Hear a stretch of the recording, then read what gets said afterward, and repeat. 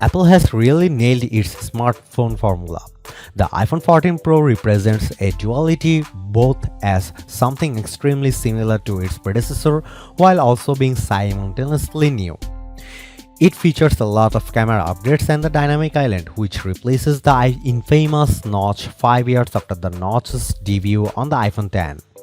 I can confidently say that the iPhone 14 Pro, pending a few more test results, is the best phone I have ever used, and the only argument is whether the extra screen space offered by the iPhone 14 Pro Max justifies the $100 premium over the standard iPhone 14 Pro. From its pocketable form factor to its sheer horsepower and camera capabilities, the iPhone 14 Pro stomps on everything else I have used since the dawn of the modern smartphone. I can't believe how good it is. I loved using it the whole time I worked on my iPhone 14 Pro review.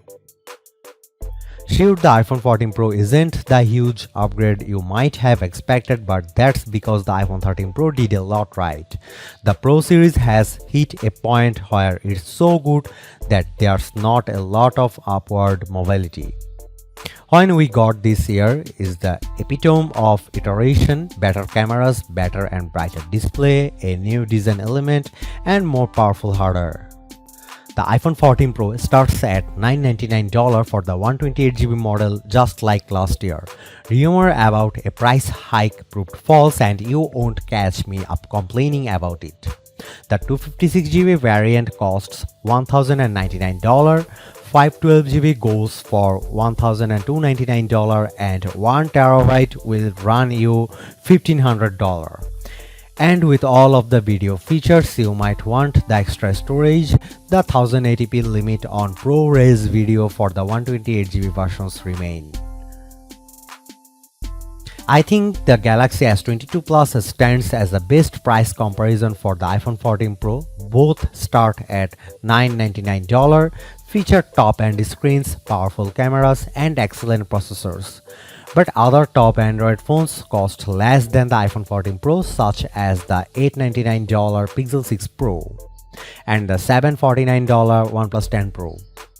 Apple has a spread of iPhones for you, starting at $799 for the iPhone 14, with the iPhone 14 Plus climbing to $899 and the iPhone 14 Pro Max sitting at $1,099. I find the iPhone 14 Pro's design dichotomous. On the other hand, it looks a lot like the iPhone 13 Pro, just with an even larger camera module from the back. It might be hard to distinguish this handset from its predecessor unless you look really hard at those lenses. Admittedly, they are noticeably larger thanks to the upgrades underneath. On the other hand, the front of Apple's new phone looks a lot different. The notch is gone, replaced by the pill-shaped dynamic island. The old, tired iPhone design has finally gotten a refresh, though the cutout is still larger than those on the best Android phones because it houses Face ID. The dynamic island is actually pretty interesting. It's not just a static pill, and dynamic island expands depending on what you are doing, displaying animations for many system actions like unlocking, playing music, timers, and so on.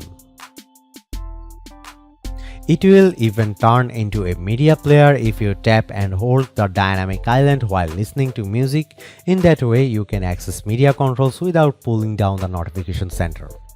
Screen cutouts are here to stay for a while, at least until the Apples figure out under-screen Face ID and under-display cameras get away better. But as someone who never truly got used to the notch and has hated it since its inception, I like the dynamic island. Not only does it look better than the notch, it offers actual utility where its predecessor just sat there doing nothing. The iPhone 14 Pro sports a stainless steel frame with a matte finish on the back glass. Apple's ceramic shield coats the screen, providing extra durability.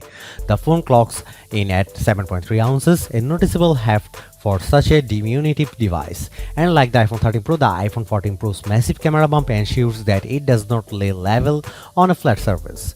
This means the phone wobbles if you try to use it while it's sitting on the table or counter. An iPhone 14 case may help with this. I like the iPhone 14 Pro's new front design despite my lack of enthusiasm for the same while back. Apple takes a while to change things up, but this is the third generation of the squared off look, which is less ergonomic than a curved back. I hope that iPhone 15 goes back to that design but for now the iPhone 14 Pro is more of the same in most respects. I just love the depth of the notch. Samsung and Apple typically have the best smartphone displays on their respective handsets. The iPhone 14 Pro continues that trend. In fact, this is the best display I have ever seen on a phone. From the punchy colors to the insane brightness both indoors and outdoors, I have never enjoyed looking at a screen more than I do with the iPhone 14 Pro. The iPhone 14 Pro's display improved slightly over the iPhone 13 Pro's, notably in color reproduction and accuracy. However, did not hit the 2000 nit peak outdoor brightness in our measurements even with a powerful testing equipment. Returning this year is the 120Hz ProMotion display able to clock down to 1Hz to save on battery power. That is also key to the new always on display. I watched Blade Runner 2049 all the way through on this display, thrilled with incredible neons, dingy city scenes, and harsh oranges in the later part of the film. The iPhone 14 Pro offered me the best viewing experience of this movie I have had, besting even my gaming monitor and TV. That's impressive. Games look equally impressive. Genshin Impact with its saturated palette and enemy styling looked amazing, especially at the higher and smoother frame rates. Other titles like Pascal, Swagger, Dead Cells, and Asphalt 9 all also looked great. Thanks to the display and new chipset, gaming is an absolute treat on the iPhone 14 Pro. I have no trouble imagining that Samsung will match the iPhone 14 Pro's display quality when the Galaxy S23 series arrives in early 2024, but other Android phone makers have a huge hurdle to overcome to match this panel. Apple hasn't changed up the camera array's design, but virtually everything about the iPhone 14 Pro's three cameras is new. The three lenses are 48 megapixel wide, 12 megapixel ultra wide, and 12 megapixel telephoto lens.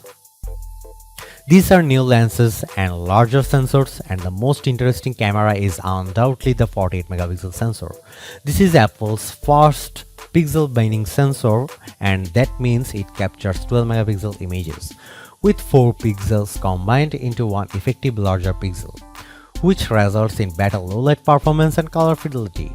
I'm glad Apple has implemented this, though it's certainly not groundbreaking. Samsung's been doing pixel binding for a while now, and the Samsung Galaxy S22 Ultra features a 108 megapixel camera with the 9 pixel binding potential. The 48 megapixel sensors adds the ability to shoot full resolution RAW images, although you have to enable this option in the camera settings. You won't see RAW as an option in the camera app by default. RAW images are uncompressed photos that gives you greater latitude for editing in Adobe Photoshop and mobile apps like Adobe Lightroom.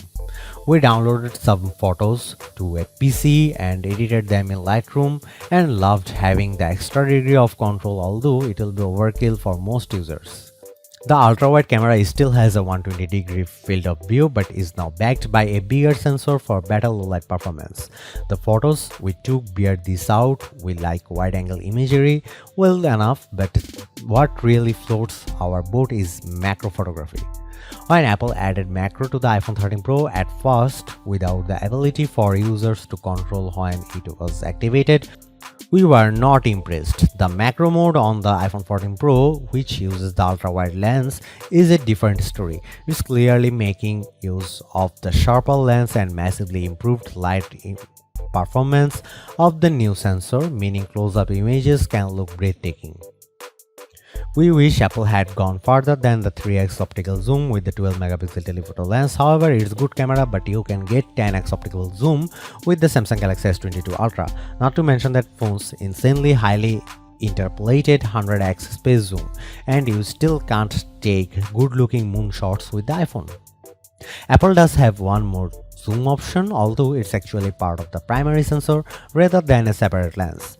With a central 12 megapixel section of the new 48 megapixel snapper used for 2x zoom shots, this means you get 12 megapixel pixel bind stills and really good looking 2x zoom photos from the same lens, and it's also a great tool for portrait mode shots too. On the video front, Apple has upgraded cinematic mode to support 4K 30 FPS. Footage looks great, and every time you use this mode, you will feel like a real cinematographer.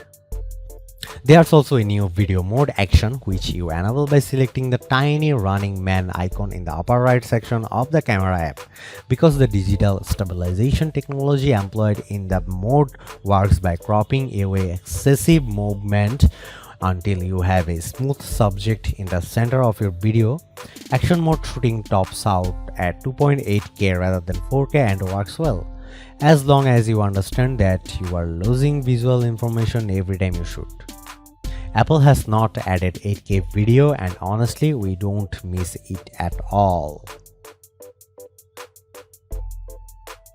Across the board, this is a good imaging system, and that's surely due in part to Apple's new Photonic engine, which takes Apple's diffusion image technology and moves it to the front to the pipeline, applying it to uncompressed images, which results in better light and color performance. Apple could have done more here in the zoom and megapixel department, but the iPhone 14 Pro still represents the start of something special in the field of Apple iPhone photographic technology and remains one of the best camera phones on the market based on our time with it. The iPhone 14 Pro sports the new A16 Bionic chipset, Apple's Silicon's latest chip built on the new 4nm process. It features a 6-core CPU, 5-core GPU, and 16-core neural engine. It has many improvements over the A15 Bionic from the iPhone 13 Pro, such as a new display engine, new image signal processor, and more power efficiency. In practice, the iPhone 14 Pro is a power user's dream. It's got power for days, more than enough for most tasks. Gaming is no problem, with the iPhone 14 Pro maintaining consistently smooth frame rates in all the games I tested. The A16 Bionic also shines in video editing on the fly. Even 4K ProRes footage, you can apply effects and edits on the go with the phone barely experiencing a hiccup. The Android competition has even more ground to cover now too. The Snapdragon 8 Plus Gen 1 has gotten closer to Apple, at least in terms of last year's Apple Silicon. I don't expect the second generation Tensor from Google to come even close to the A16 Bionic, but Google hasn't aimed for the performance crown. Tensor is leading the pack on AI smarts, so it will be interesting to see how the iPhone 14 Pro or Pixel 7 Pro stack up when it comes to machine learning focused applications. I think the A16 Bionic has more power than most people need, but there's something ever so satisfying about having more headroom than you will probably ever use. I get the same sense of satisfaction with the iPhone 14 Pro. Apple hasn't publicly stated the iPhone 14 Pro's battery capacity. Instead, we have battery life promises that are only marginally greater than the iPhone 13 Pro. Those gains likely come from efficiencies of the 4nm A16 Bionic and the new adaptive refresh rate, and not a larger battery. In our experience, 24 hours of video streaming performance appears possible, but we could also drain the battery more rapidly by using the phone outdoors in bright sunlight when the screen had to push to its maximum 2000 nits to compensate. The phone doesn't ship with a power adapter, just a USB-C to Lightning cable, but if you buy the dedicated 20-watt charger, Apple says you can get to 50% in 30 minutes, and we found the claim to be accurate. That's the same as the iPhone 13 Pro, though we still don't have ultra-fast charging with the iPhone 14 Pro. The phone also supports MagSafe and QI-based charging. I am confident in saying that based on my uses and time with the device, the iPhone 14 Pro is the best phone Apple's made. With its incredible cameras, beautiful display, and powerful performance, the iPhone 14 Pro outshines any of the competition. It's faster, smoother, and its cameras win out against everything else, even the Pixel 6 Pro. The biggest downside to the iPhone 14 Pro is the lack of a physical SIM tray in the US models, which might irritate some people. I was also less than impressed with the device in our battery life test. For $999 you can't go wrong with the iPhone 14 Pro. It's less worthwhile of an upgrade over the iPhone 13 Pro, but anything older pales in comparison. Even the iPhone 12 Pro trails the iPhone 14 Pro given the older phone's lackluster battery life. I think that the iPhone 14 Pro is truly the best phone that Apple has ever released, crushing everything else before it. It easily earns my utmost recommendation.